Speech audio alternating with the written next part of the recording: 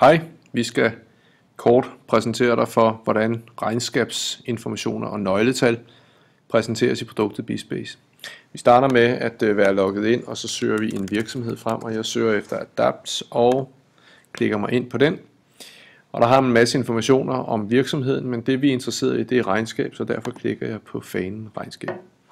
Når jeg kommer herind, så kan man se, at vi har nogle forskellige informationer. Vi har dels tallene fra regnskabet, og så har vi også nogle yderligere informationer fra regnskabet.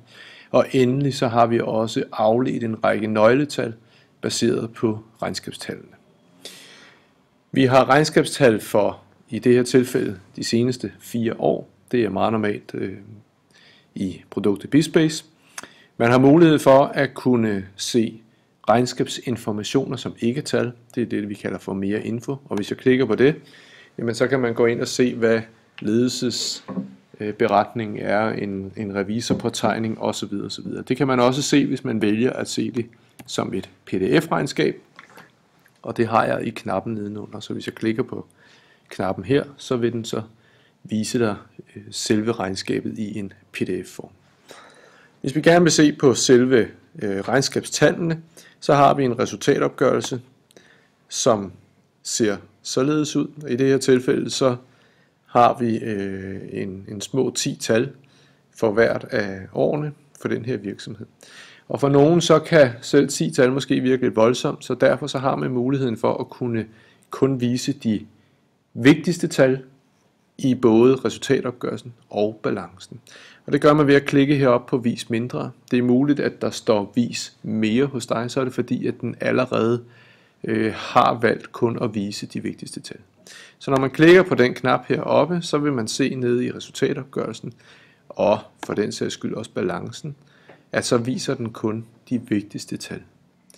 Klikker jeg på vis mere, så vil man se især for balancen, at der kommer langt flere tal. Så hvis det er, du synes, der ikke er så mange tal, så prøv at klikke på knappen deroppe, og så får du flere af dem. Men det er simpelthen for at tilgodese de forskellige brugsscenarier, der er. Nogle ønsker at se mange tal, nogle ønsker at se få tal. Programmet husker, hvad du valgte. Det vil sige, hvis du altid vil se alle tal, så husker programmet det for dig, og så behøver du ikke klikke hver gang, at du ender at bruge programmet.